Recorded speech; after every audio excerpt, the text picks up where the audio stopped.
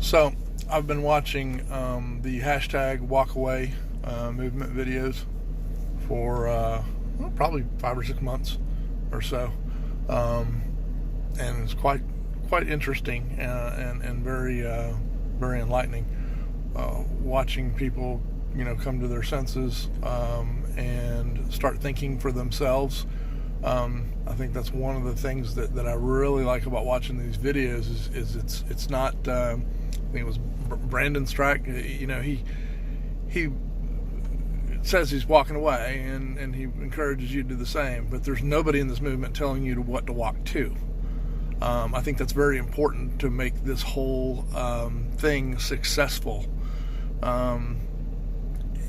Look, I've got liberal friends and I've got conservative friends. I'm lean much more conservative. I was brought up conservative, so I guess my video is technically a hashtag walk with. I was raised conservative. I may have been a liberal when I was a teenager, before I started paying taxes and understanding how all that works. When you're a teenager, you definitely tend to take less responsibility for your own situation. But the people that are having this awakening and walking away, they're refusing to let people think for them anymore, and I think that's probably the most dangerous part of the liberal left and even the media. People have gotten so accustomed to just they hear something and it's got to be true. And we've got them on the right too. There's definitely some people that you hear one thing, and just because you heard it or just because it was on the internet, that means it's true. And I've got several conservative friends that are quick to repost something that supports the conservative narrative, but it turns out it's not true. And so that really doesn't make any sense. That's really, that's just as bad as anybody else, putting false information, regardless of who it's for and so forth. But anyway, I digress. Back to, people walking away are starting to think for themselves and starting to check things out and stop, taking the word of the drive-by media. It's a beautiful thing when you're able to look at your own situation and you apply. I mean, for me, that's how I think developed my conservative views, is once I started paying taxes and realizing where that money was going, what they were doing with it. You start watching even your local politics, and your local politics is probably the most dramatic, quickest change you can get in your community. Is make sure you get some good quality people in your local government, all the way down to your school administrators, any of the elected officials. Pay attention to that stuff, because that can directly change and impact your immediate community. And that's basically starts a snowball, and believe it or not, it rolls uphill a lot of times. Watching people come to their senses and start thinking for themselves, and they start realizing, well, wait a minute, it really wasn't this or that. It looks like it's something different. But finding that out, and then acting on it, taking that good information and doing something positive with it to forward the cause of everyone being responsible for themselves. I've got a wide variety of politically charged friends, some on the left, some on the right, and at least with most of the people that I deal with on the left, we're able to have a conversation. There are some subjects that are just kind of not taboo, but we don't go into, just because we can agree to disagree, and that's kind of where we leave it. Everybody's going to have policy differences and so forth, but it's tough when you try to have a conversation with somebody, and and for instance, I was one of the last ones to jump on the Trump train. He's rough around the edges, boy. I'll tell you that. But I will say that he gets it done. And so I'm definitely a supporter of him now. But in conversations with some of my liberal friends, and regarding Trump. They don't have any information. They're just all talking points. And so when, they may get an indication, well, because I'm a conservative, automatically I support Trump. I do support Trump, but that doesn't, I know plenty of conservatives that fall into that never Trump category, and they just cannot stand him. And you know what? That is what it is. And if you can't stomach it, you can't stomach it. I'm not going to hold that against you. But, some of the things that the liberals are throwing out at you is, he's a racist, or he's a misogynist. No, actually, I don't know that. And because I didn't take the information that I hear on the drive-by media and just take it as fact. So, they hear this and then they just, regurgitate. And when, during the hashtag walkaway movement, when it's kicked in, it starts making people think for themselves and start challenging, challenge the information that you're getting, from your news organizations. Challenge everything that you know, not to, be argumentative, but to verify, there's a lot of good information out there as well as the bad.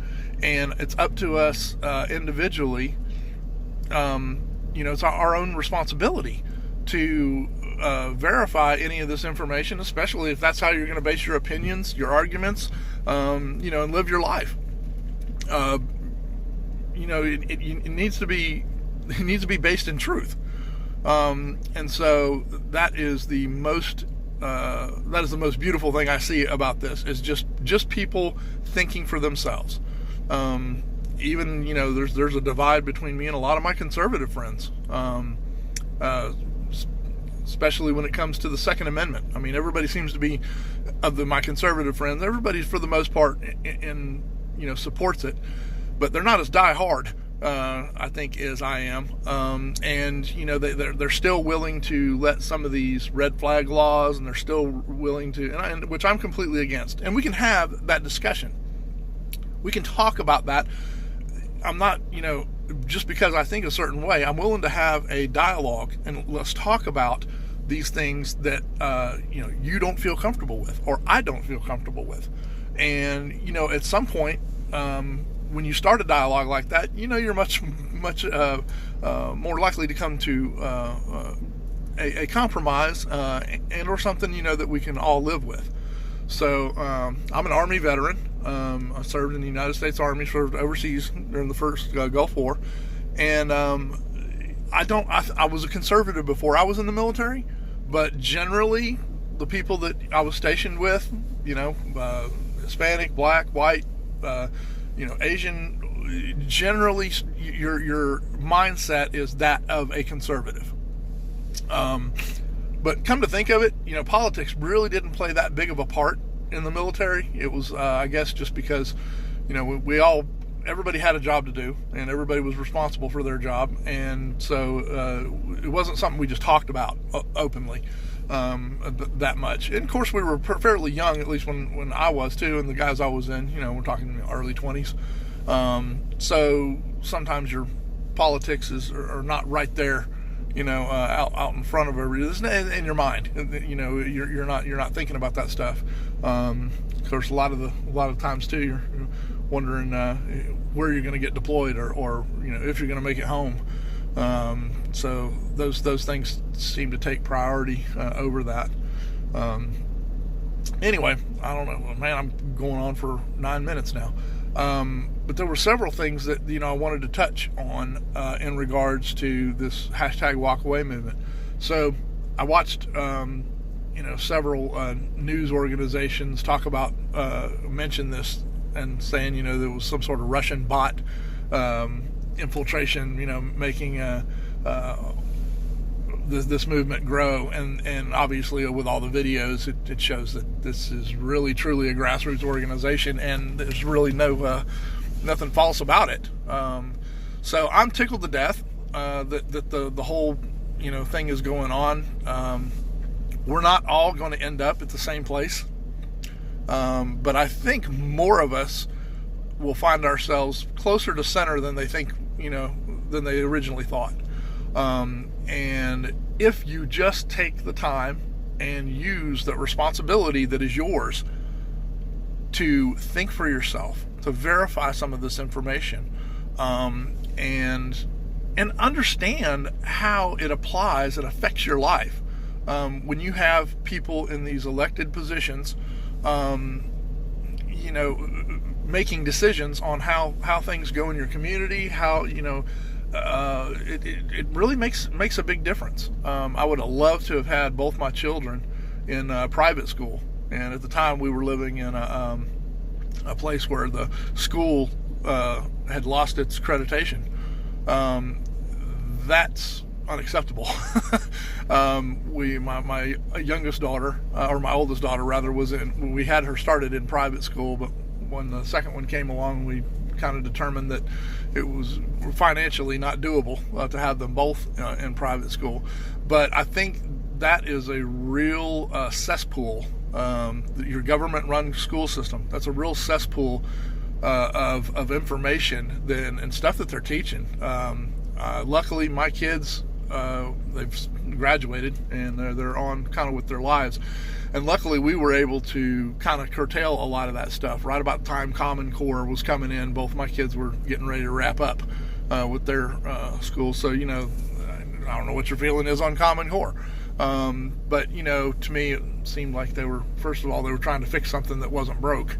Everybody learns differently. You have to find your way. I mean, I definitely, I struggle, man. I got out of high school just by the skin of my butt.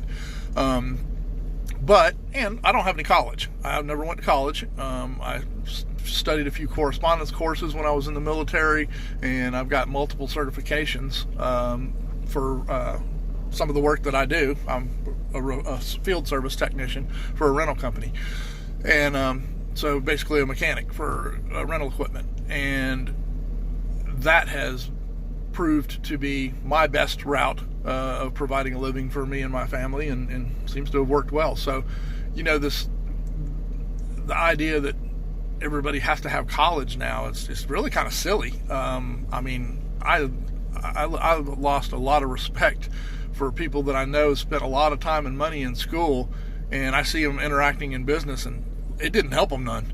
The schooling did not help them none. There's something to be said for common sense. So, there's nothing wrong with getting a higher education. But, one of my managers, I mean, his college, he had to have a college degree in order to be a manager for this company. And he had a degree in, physical education. So basically, he was, getting set up to be a PE teacher at school. Not that there's anything wrong with that. But he was a manager for an equipment rental company. But that's where he got his degree in. I thought, well, that kind of silly. You require somebody to have a degree, but yet the degree is in something completely different than this whole industry. So it doesn't even make sense how you can apply that. I'm sure the basics, are the same, all your basic math and English and whatever, college level and so forth. But anyway, I digress again. But yeah, it's back to the hashtag walkaway movement. It's just awesome seeing everyone come together. The support group is genuine, and it's real. Obviously,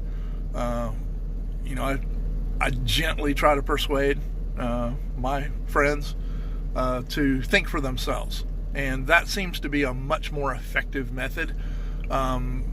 I'm not interested in having somebody who thinks exactly like me and we agree on everything. One of the talk shows I listened to, he said, if we agree on everything, one of us is not necessary. And that does make things interesting when we can agree to disagree, or change my mind. Give me some good reason, solid reason, why our tax rate needs to be at a certain level, and we can have that discussion. But that's where it starts. It has to start with a discussion. And then the discussion needs to come from information, that's been verified. It doesn't make any sense to talk about stuff that isn't true. But anyway, I love this movement, and I am tickled to death to watch it. And it warms my heart whenever I'm a little bit, feeling down, and I'm seeing stuff in the news, and I'm pretty much broke myself with a habit of that. But when I see stuff down, I go watch some of these videos, and I realize people are turning around, and they are waking up. And at least if you are all thinking for yourselves, if we are all thinking for ourselves, we can have an honest discussion about policies. We can have a dialogue rather than just demagoguing the conversation and, racist, Russia collusion.